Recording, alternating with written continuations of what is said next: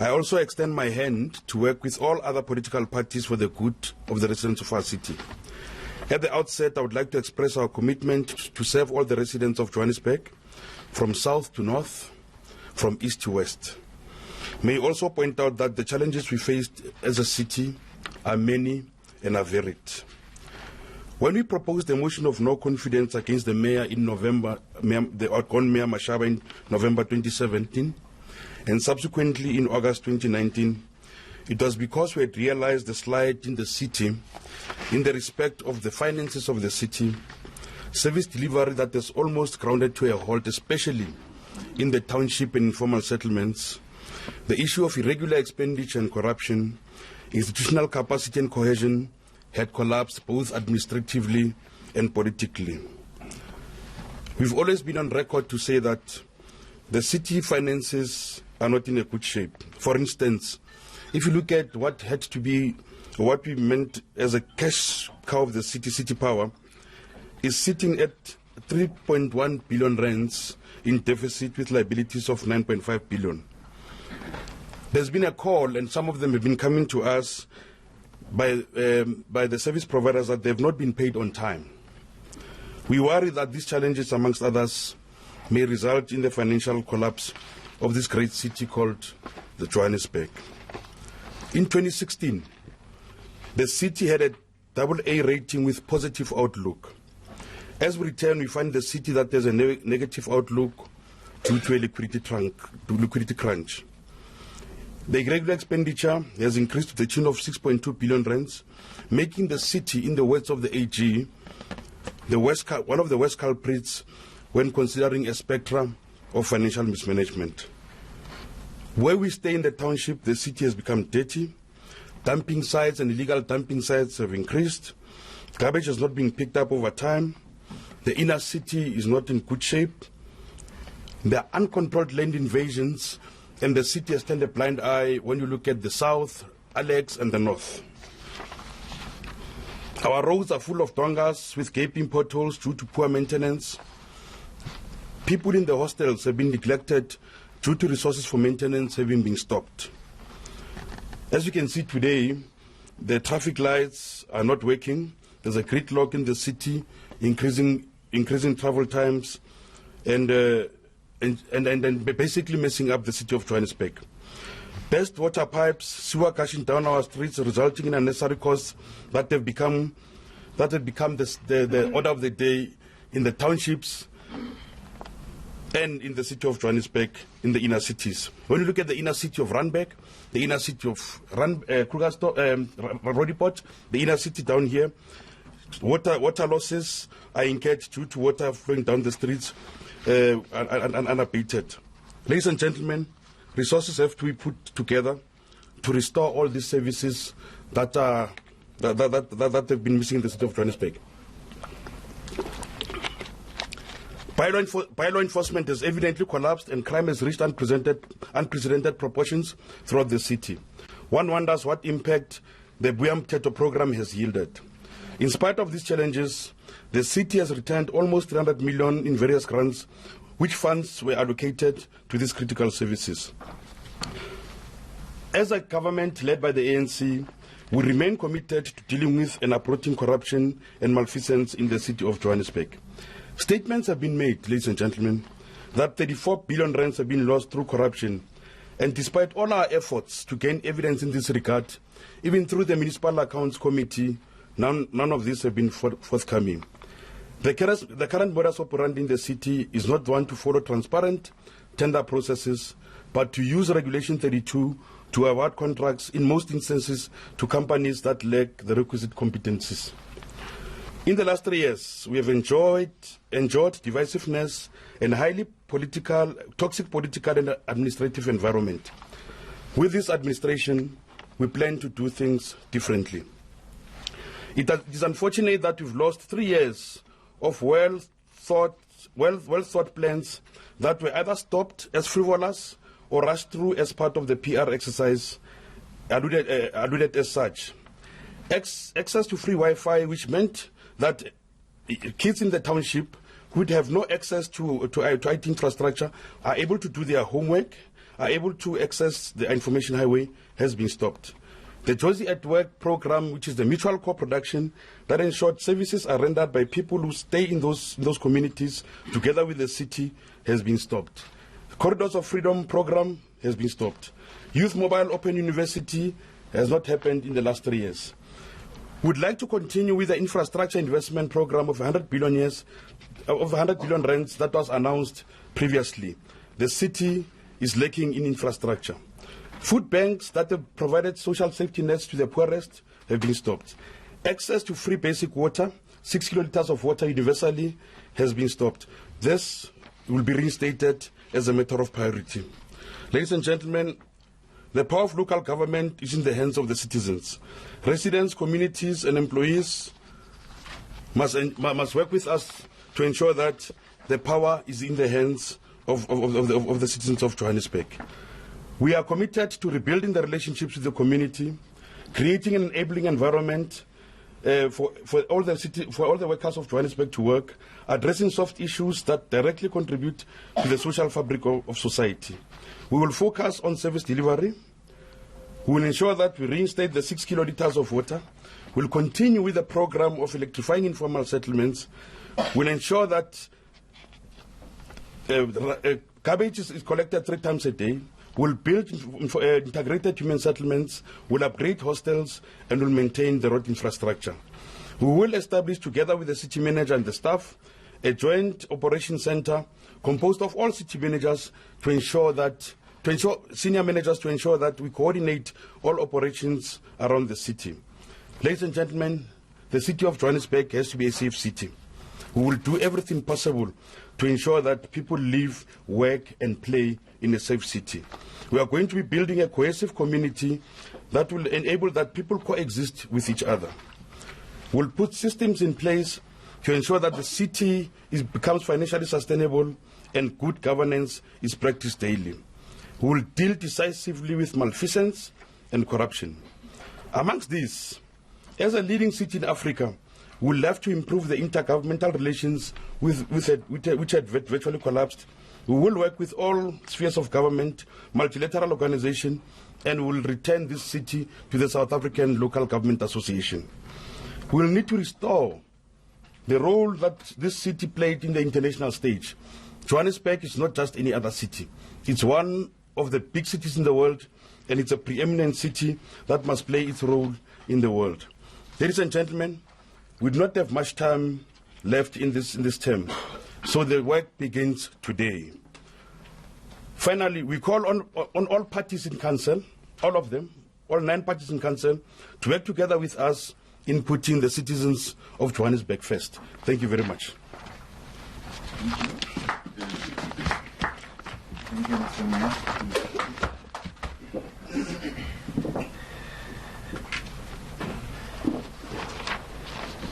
Thank you very much, Mr. Mayor. We will now go into a question and answer session.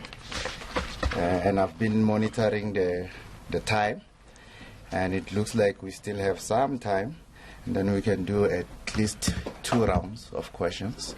The first round will have about 5 questions, and then once the panel has responded or the Mr. Mayor has responded, we will do the next round. Let me start with you, Tsidi, Neo.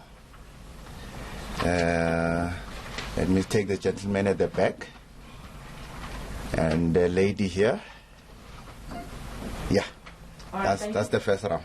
Thank you so much, Mr. Tsidi Madia from News 24. First of all, congratulations, Mayor. My first question really is, you've listed a lot of things that are very wrong with the city. And as a journalist who's been covering Johannesburg, these are issues of your time in governance of the ANC. You're pointing them directly at the DA as if over the past 3 years they've completely collapsed the city. But the ANC must also account for what it did when it was in charge. So I just want to try and get your understanding around that. You're citing these things you were responsible to for the state of Johannesburg. My second question, have you had thoughts about your executive already? Lots of stories going around about positions being promised to the IFP, some of the smaller parties being promised MMCs. What are your thoughts around the executive? And if the work starts now, when are we going to hear about your particular executive? Thank you. Okay, now. Noah Goba from Power FM.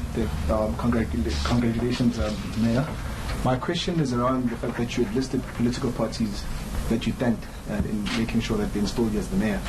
And there have been discussions that some of the DA members may have voted for the NC. Do you have it on good authority that there are no DA members that defied their party to install you as the mayor of Joburg? Thank you.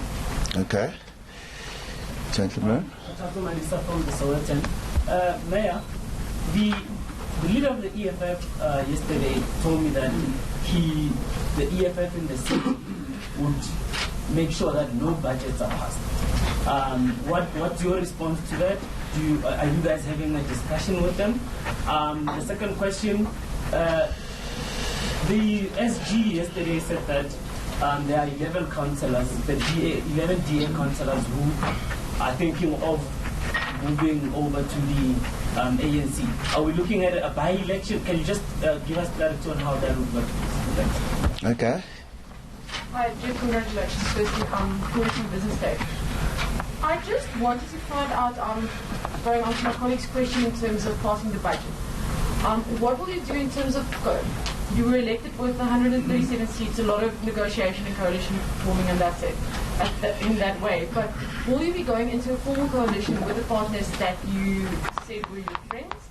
And how are you planning to pass the budget? Will any formal arrangements be signed? And then just in terms of city power, 3.2 billion deficit, what's your plans with the agencies? We know they're financially in quite tough space. Okay. You had your hand up. I recognized you as well. I said 5.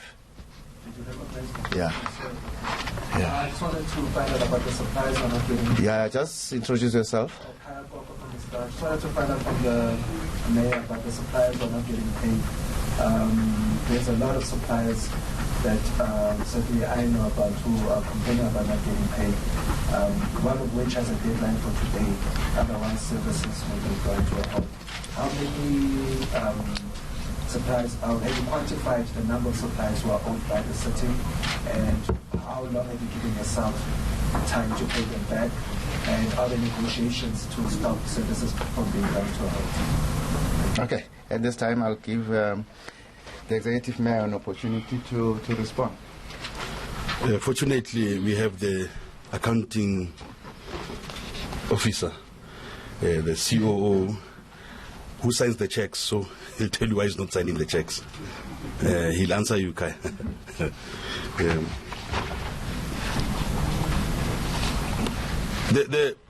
We are not saying that some of the issues in Johannesburg are not legacy issues. See, I'm not saying that.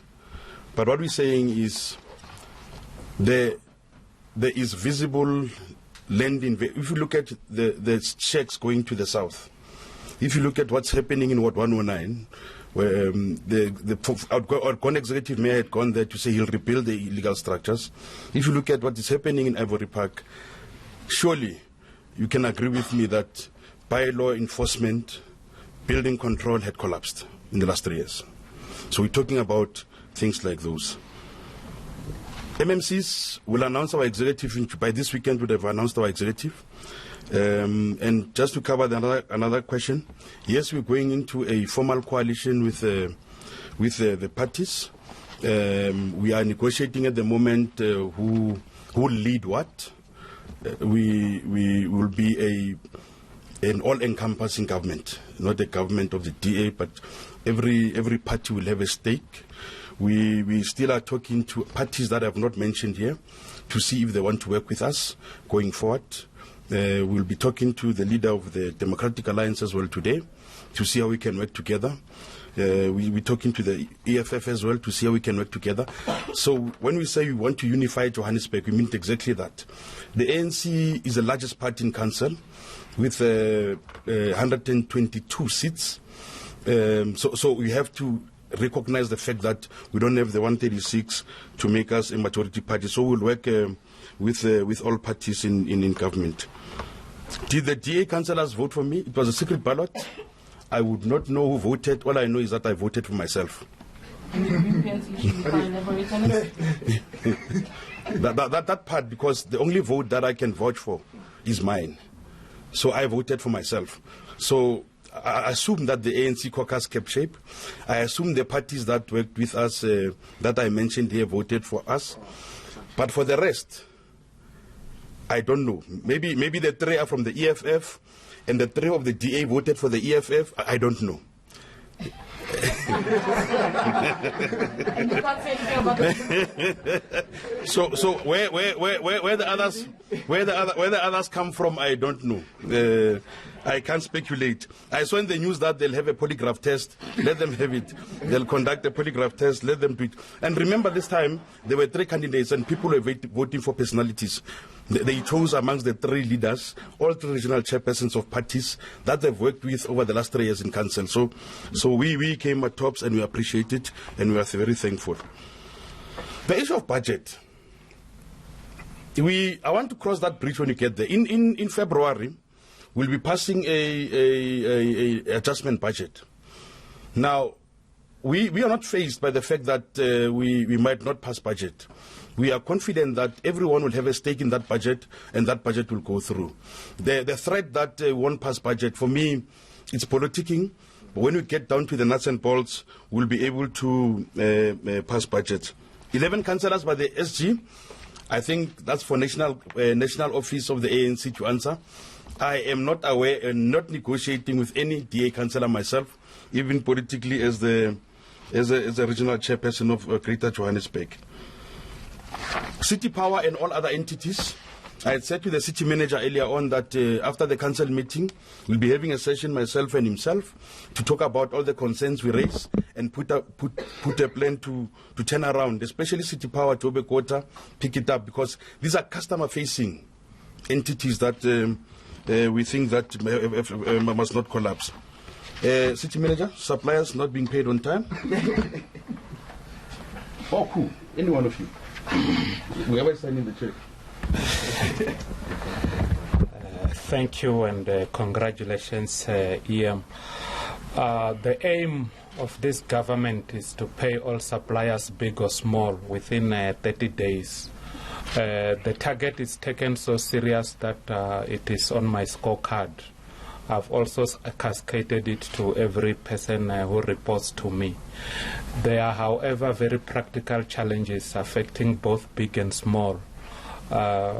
Before we pay, obviously, we have to ensure that all documentation is 100% because we are audited. There are those invoices that will be found wanting. There would be invoices that the paying merchant department will have questions, and this will unfortunately increase those times. It is not desirable, and we aim to improve that. You are aware that the city of Joburg is rolling out what we call the SEP upgrade project at a cost of just less than R1 billion, where we'll be having a SEP HANA installed the first time for local government. This SEP HANA will have e-procurement modules. These modules will obviously better the way we interact with our suppliers. We continue to train those suppliers that are micro and small, that we feel they might not understand how to complete the information.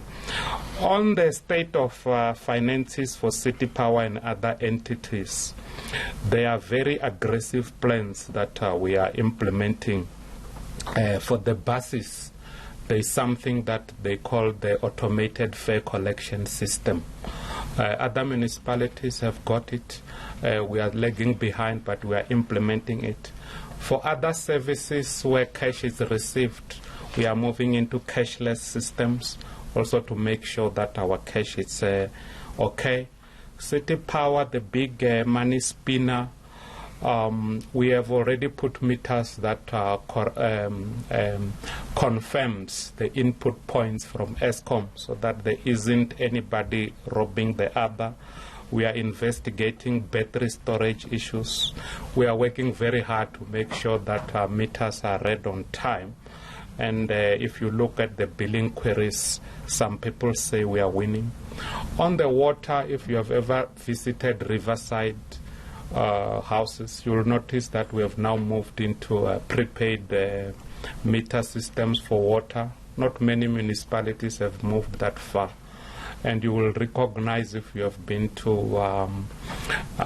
Orange Farm, that we are busy with designing systems that will reduce water leaks. Executive Mayor, I think I have covered the administrative issues. Thank you, sir.